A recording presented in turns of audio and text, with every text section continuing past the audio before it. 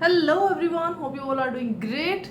This is Advocate बिंदु Thapa, Rajasthan high court Jaipur bench. आज हम बात करने वाले हैं, बहुत ही इम्पोर्टेंट अपडेट है, बहुत ही बोलते हैं ना कि जिसका इंतजार हम सभी लोगों को था। आरजेएस प्री एग्जामिनेशंस की डेट जो है वह आउट हो चुकी है। ऑल्दो इसके रिगार्डिंग काफ़ी सारे क्वेश्चंस आ रहे थे कि आरजेएस प्री की डेट कब होने वाली है, कब हो सकता है ये एग्ज़ाम। कहीं ना कहीं ये एग्ज़ाम जो था जून एंड में ये लग रहा था कि ये जून एंड तक होगा, क्योंकि नॉर्मली ये इस टाइम तक होता है। बट इस बार जो है, क्योंकि अभी सुप्रीम कोर्ट ऑफ इंडिया का हाल ही में एक जो है हम सभी के सामने एक लैंडमार्क ऑर्डर आया है, जजमेंट जिसको हम बोलते हैं, वह आया है कि 3 साल की जो जुडिशरी है उसके ऊपर आया है। अब उसके बाद में इतना टाइम जब चला जाता है तो कम से कम आपको 1 से 1.5 महीना मिलना चाहिए अपने प्री एग्जामिनेशन की तैयारी के लिए।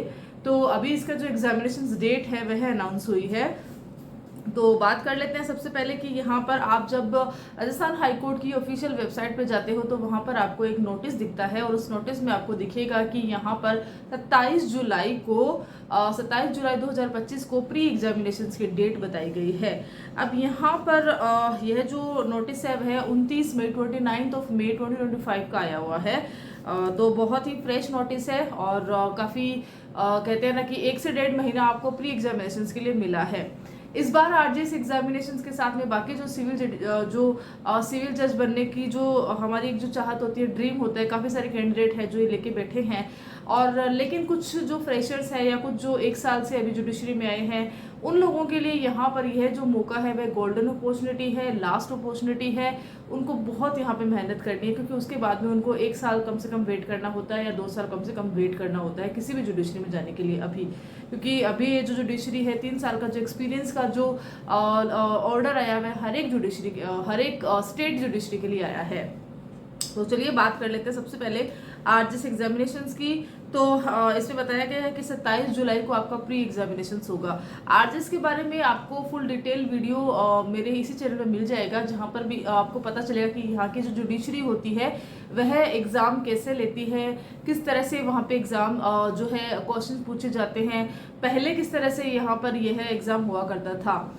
इसके बारे में थोड़ा सा डिटेल में बात करते हैं। तो राजस्थान हाई कोर्ट जो है वह कंडक्टिंग बॉडी होती है। आरजेएस में नेगेटिव मार्किंग नहीं होती है अभी तक। इस बार क्या कुछ चेंज आया है? तो यस, डेफिनेटली इस बार चेंज आया है। इस बार चेंज आया है, न्यू क्रिमिनल लॉज ऐड हुए हैं। उसके साथ में प्री एग्जामिनेशंस में अगर आप देखते हैं तो पुराने सिलेबस के बजाय इस बार का जो सिलेबस है काफ़ी बड़ा है। तो कहीं ना कहीं यह एक बोलते हैं ना कि आपको बहुत ज़्यादा पढ़ना पड़ेगा, क्योंकि हिंदू लो, मोहम्मदन लो जो पहले आया करते थे, बीच में एकदम से कम हो गया था, लेकिन अभी जो है वापस से ज़्यादा हो चुका है। उसके अलावा राजस्थान के कुछ लोकल एक्ट्स भी है, आई थिंक हम वो भी है, एक्साइज एक्ट हुआ, लैंड रेवेन्यू एक्ट हुआ, इस तरह के काफ़ी सारे जो एक्ट्स हैं वह भी इस बार ऐड हुए हैं। आरजेएस के बारे में एक चीज़ और है कि जब आप आरजेएस के बाद में आप सेलेक्टेड कैंडिडेट के रूप में आ जाते हो, आप सेलेक्ट हो जाते हो, तो आपको एक पहले सिविल कोर्ट्स मिला करते थे, क्योंकि ये सिविल जज एग्जामिनेशंस का था। लेकिन अभी आपको डायरेक्ट जो है क्रिमिनल कोर्ट्स भी मिलती है, आपको एनआई की कोर्ट मिलती है, और भी कोर्ट्स आपको वहाँ पे मिलती है। तो कहीं ना कहीं चेंजेस, अमेंडमेंट्स बहुत हो रहा है। और अभी जो 3 साल की एक्सपीरियंस का जो ऑर्डर आया है वह भी कहीं ना कहीं इसी को देखते हुए आया है, क्योंकि जो नई फ्रेशर्स होते हैं जो पढ़ के जाते हैं, तो कुछ जितना सब्जेक्ट्स रहता है उतना ही वो पढ़ के जाते हैं। लेकिन जब आपके सामने अगर आप क्रिमिनल कोर्ट में काम कर रहे हैं, सिविल कोर्ट में काम कर रहे हैं, तो आपको वहाँ पे बहुत सारी चीज़ें हैं जो डील करनी होती है। 1 ईयर का यहाँ पे एक ट्रेनिंग पीरियड होता है, उसके बाद में पोस्टिंग मिलती है। तो उस दौरान ऑल्दो यहाँ पे चीज़ें सिखाई जाती है। खैर, अब बात करते हैं कि जो आरजेएस एग्जामिनेशन का डेट तो आ चुकी है। अब यहाँ पर आपको इसकी तैयारी कैसे करनी है। दूसरा कि क्या मेंस एग्जामिनेशन जल्दी होगा या नहीं होगा, कब होगा, राइट? या तो फिर क्या एग्ज़ाम पोस्टपोन होंगे। तो देखिए, इसके आंसर यही है कि मेंस एग्जामिनेशंस के एग्ज़ाम जो है, अगर पिछली बार का हम देखते हैं, जो 2024 आरजेएस का जो हमारा पैटर्न देखते हैं, तो उस हिसाब से मेंस एग्जामिनेशंस को 40 to 45 डेज ही मिले थे। मीन्स कि अगर अभी की बात करते हैं 27 जुलाई की, तो 27 अगस्त और सितंबर, आपको दिवाली से पहले भी यहाँ पर आपके मेंस एग्जामिनेशंस कंप्लीट हो सकते हैं। तो सोचिए आपके पास टाइम कितना रहेगा। और दूसरा यहाँ पर ये रहता है कि क्या पोस्टपोन होंगे? नहीं, पोस्टपोन नहीं होंगे। इसके पीछे कोई आधार नहीं है कि किस वजह से यहाँ पे एग्जाम पोस्टपोन होंगे, बिल्कुल भी नहीं होंगे। और हम बात करते हैं जब आरजेएस एग्जामिनेशंस की, मेंस एग्जामिनेशंस की, तो सबसे इम्पॉर्टेंट यह भी है कि अगर हम पिछला 2024 का जब रिजल्ट देखते हैं तो वहाँ पर दो चीज़ें हमारे सामने आती है। फर्स्ट, यहाँ पे इंटरव्यू के लिए मोस्टली हर एक जो स्टेट जुडिशरी रहती है एक मिनिमम मार्किंग रहती है। आरजेएस में आपको यह मार्किंग नहीं मिलेगी, मीन्स कि आपको ऐसा नहीं है कि इतने मार्क आपको लाना है, मिनिमम मार्किंग वाला नहीं है। तो आपको यहाँ पे अपॉर्चुनिटी रहती है कि आप अपना मेंस एग्जामिनेशन में बहुत अच्छा जो है ना आप अपना दीजिए।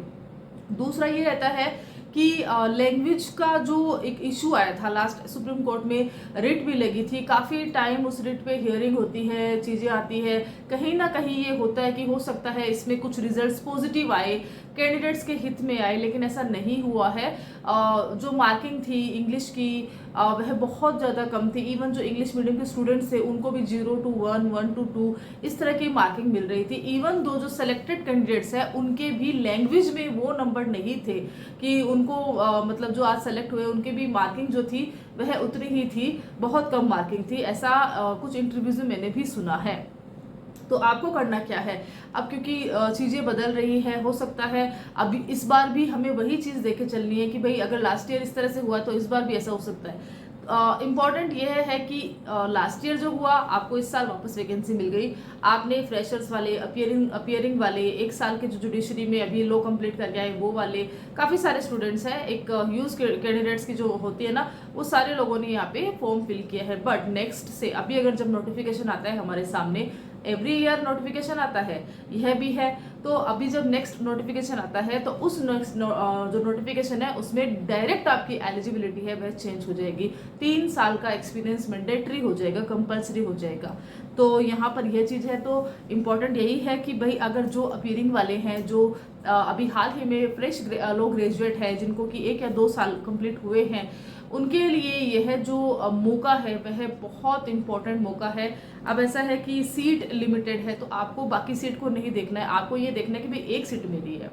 अब उसमें 10 सीट पे एग्ज़ाम हो रही हो या 100 सीट पे एग्ज़ाम हो रही हो, एक सीट आपकी है, एक सीट मेरी है, बस अपने को यही ध्यान रखना है। दूसरा, अगर आपकी मेहनत अगर आपने 60 to 70% कर रखी है तो आप ये सोचिएगा कि इस बार जो है 60 to 70% बहुत सारे कैंडिडेट ने कर रखी है, तो आपको इस बार जो है अपना 10% एक्स्ट्रा देना है। तो मतलब कि अगर आप 5 घंटे या 6 घंटे पढ़ाई कर रहे हैं तो आपको अपने जो बोलते हैं ना स्टडी आवर्स उनको बढ़ाना है, स्पेशली उनके लिए जो फ्रेशर्स है, अपियरिंग वाले, क्योंकि देखिए उनके पास मौका ऐसा नहीं कि ये जुडिशरी में नहीं है, बाकी जुडिशरी में भी उनके लिए यही चीज़ रहेगी कि भाई आपको मौका यहाँ पे जल्दी से मिलेगा नहीं, आपको वेट करना रहेगा। तो इससे बेटर है कि आपके पास अभी अपॉर्चुनिटी, अगर आपने फॉर्म फिल कर रखा है तो बेस्ट अपॉर्चुनिटी है, अपना बेस्ट दे दीजिए यहाँ पे। नेक्स्ट ईयर से तो 3 साल का लगने वाला ही है। तो अब बात कर लेते हैं हम यहाँ पे थोड़ा सा एपीओ के एग्जामिनेशंस के रिगार्डिंग मेरे पास क्वेश्चन आए थे कि एपीओ एग्जामिनेशंस, क्योंकि 1 जून को यह एग्ज़ाम कंडक्ट हो रहा है और इसके रिगार्डिंग भी काफ़ी सारे जो है वीडियोस मैंने पब्लिश किए हैं। इसमें ऐसा था कि क्योंकि आरपीएससी एपीओ एग्जामिनेशंस की कंडक्टिंग बॉडी होती है, तो यहाँ पर अगर आप नहीं जानते हैं तो आप आरपीएससी के रूल्स रेगुलेशंस के रिगार्डिंग मेरे चैनल पर वीडियोज़ देख सकते हैं। बहुत बार ऐसा होता है कि आपने अच्छी तैयारी करी होती है, आपने बहुत मेहनत करी होती है, 1 साल 1.5 साल आपने अच्छी कोचिंग ली होती है, आपको हर एक चीज़ आ रही होती है, लेकिन एट द एंड कई बार होता है ना कि आपने जब आप एग्ज़ाम सेंटर पे जाते हो तो आपको 2 मिनट की देरी हो जाती है, 1 मिनट की देरी हो जाती है या उससे ज़्यादा की देरी हो जाती है। वहाँ पे सेंटर के गेट एक बार अगर बंद हो गए ना, वहाँ पर वह गेट वापस नहीं खुलेंगे जब तक कि एग्जामिनेशंस ख़त्म ना हो जाए। दूसरा ये रहता है कि भाई अगर आपने मेहनत करी है तो एक दिन पहले आप सेंटर पर, अगर आप दूसरी जगह दूसरी सिटी में जो कि आपकी नॉन सिटी में नहीं आ रही है तो वहाँ पहले जाइए, वहाँ चेक कीजिए आपका सेंटर कहाँ है कहाँ नहीं है, क्या लोकेशन के हिसाब से आप 30 मिनट्स बता रहे हैं, लेकिन अगर आप घूमते रह जाते हो तो वहाँ पे एक्स्ट्रा मिनट्स लग जाते हैं, तब वहाँ पर आपको क्या जो है ना आपको अप्रोच करना चाहिए, कौन सी चीज़ अप्रोच करनी चाहिए। 9 बजे का टाइम अगर दे रखा है एग्ज़ाम के लिए तो आपको 8 बजे पहुँचना है, कैसे पहुँचना है यह आपको देखना है, लेकिन लेट नहीं करना है। आरपीएससी के एग्जामिनेशंस में सबसे इम्पोर्टेंट यही है कि भाई आपकी तैयारी कैसी है वह तो है ही, लेकिन आपने अपने आप को इस तरह से प्रिपेयर करना होगा कि मेरे को एग्ज़ाम में टाइम पे जाना है। एक पूरा दिन एग्जाम रहेगा, 2 पेपर में एग्जाम रहेगा। खैर आरजेएस के बीच में एपीयू एग्जामिनेशंस का थोड़ा सा मैंने यहाँ पे डिटेल में बताया है, क्योंकि बहुत ज़रूरी है, क्योंकि कैंडिडेट्स बहुत सारे हैं जो एपीयू एग्जामिनेशन देने के बाद में भी आरजेएस के एग्जाम की, प्री के एग्जाम की तैयारी करने वाले हैं। तो कहीं ना कहीं उनको वैसे भी कंफ्यूजन है कि आरजेएस की एग्जाम भी आ गई है और कल 1 जून को एपीयू एग्जामिनेशंस भी है, और उसके बाद में 3 साल वाला जो एक्सपीरियंस वाला है, तो वो भी कंफ्यूजन रहता है कि कैसे करेंगे कैसे नहीं करेंगे। और इस बीच में अगर कहीं पर भी दिक्कत आती है तो अपने आप को दिक्कत नहीं आने देना है, आपको फ्री एकदम फ्रेश माइंड से आपको ये एग्ज़ाम देना है। नेक्स्ट क्वेश्चन अगर हम बात करते हैं तो थोड़ा सा आरजेएस के बारे में इसके बारे में थोड़ा सा और डिटेल में यहाँ पे बात कर लेते हैं। आगे हम बात कर ले तो प्री एग्जामिनेशंस के रिगार्डिंग कुछ चीज़ें हैं जो आपके साथ शेयर करूंगी। यहाँ पर यह है कि अब क्योंकि प्री एग्जामिनेशंस है, 40 to 45 डेज हमारे सामने रहते हैं कि हमें इतने दिनों में आरजेएस को क्रैक करना है। अब यहाँ पे 2 चीज़ें इंपॉर्टेंट है। पहला तो ये कि आपने अपनी तैयारी पहले से कितने टाइम पहले से कर रहे हो वो डिपेंड करेगा। दूसरा यह है कि अगर आपने अभी से अपनी तैयारी करनी है तो आपको पढ़ना क्या है, क्योंकि नॉर्मल है ना कि आप एकदम से तो पूरी जुडिशरी किताबें लाके एकदम से तो पढ़ नहीं सकते हो। अपने हर दिन तो आप 12-13 घंटा पढ़ाई करोगे तो कैसे चलेगा अगर आपने एकदम से स्टार्ट नहीं करी है। अगर आप पढ़ते आ रहे हो तो आपके लिए नॉर्मल है, लेकिन एकदम से अगर आप 40 to 45 डेज में अगर 10 घंटे पढ़ने लग जाओगे तो आपके लिए कहीं ना कहीं वह दिक्कत आएगी। तो यहाँ पर 2 चीज़ें रहती है कि भाई आपको पढ़ना क्या है, कैसे पढ़ना है और क्या पढ़ना चाहिए। तो प्री एग्जामिनेशंस का सबसे पहले कट ऑफ देखिए, कट ऑफ कितना जाता है। आरजेएस में कट ऑफ जो है आपका मान के चलिए आप 80% तक आपको अपनी तैयारी करनी है। दूसरा बैरेक्ट पर आपकी कमांड अगर नहीं है तो आप आरजेएस कैसे, आप अपना जो 70% लो का जो पार्ट है वह कैसे कंप्लीट करोगे, क्योंकि 70% जो पार्ट है वह बैरेक्ट ही निकालेगी। और अगर क्या इसके लिए हमें किताबें पढ़नी चाहिए, तो देखिए किताबें तो ऐसा अगर आपने वही है कि अगर आपने लंबी अगर दूरी तय करी है, अगर आप पहले से पढ़ते आ रहे हैं तो डेफिनेटली आपने काफ़ी सारी किताबें एक बार पढ़ा होगा, रिवीजन किया होगा, कुछ जो इम्पोर्टेंट है उसको हाईलाइट किया होगा, वह तो आप पढ़िए ही। इलस्ट्रेशन जरूर पढ़िए, अमेंडमेंट जरूर पढ़िए। परीक्षा मंथन आती है जो बहुत ही आउटस्टैंडिंग एक बोलते हैं ना कि होती है आपके एग्जामिनेशंस के लिए, आपकी गाइड होती है, तो उसको आप डेफिनेटली पढ़ाई करना। उसमें से काफ़ी सारे जो है आपके क्वेश्चंस आपको मिलेंगे। और आरजेएस का लास्ट ईयर का पेपर भी आप देख के चलिए, ऑल्दो इस बार थोड़ा चेंजेस है, नए जो लॉज ऐड हुए हैं उसमें से भी आपकी 10 to 15 मार्किंग एक्स्ट्रा रहेगी। बट पुराने जो पेपर है उससे आपको ये आइडिया लगेगा कि आपके आरजेएस में किस तरह के एग्जाम के क्वेश्चन पूछे जाते हैं, इनका नेचर क्या रहता है।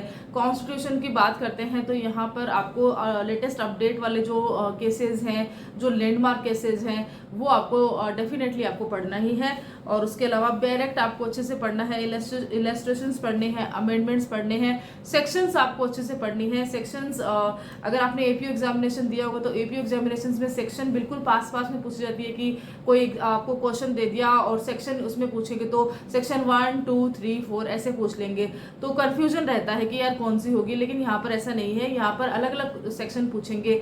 अगर एक सेक्शन 12 पूछी है तो फिर आपको डायरेक्ट 34 पूछेंगे, तो कहीं ना कहीं आपके माइंड को थोड़ा सा रिलैक्स मिलेगा कि भाई 12 तक सेक्शन में ये वाला जो पार्ट चल रहा है, अभी ये चल रहा है, तो आपको सारे सेक्शंस, पार्ट्स, ये सारी चीज़ें देखनी है। और बाकी जो मेजर एक्ट्स हैं उनको आई थिंक आपकी पढ़ाई अच्छी होती है तो वो तो पढ़ना ही है। राजस्थान के लोकल एक्ट्स को डेफिनेटली पढ़ लेना, अच्छी मार्किंग वहाँ से आ जाएगी। बाकी मेंस एग्जामिनेशंस की तैयारी कैसे करनी है कैसे नहीं करनी है उसके बाद में अलग से उसका वीडियो बनेगा।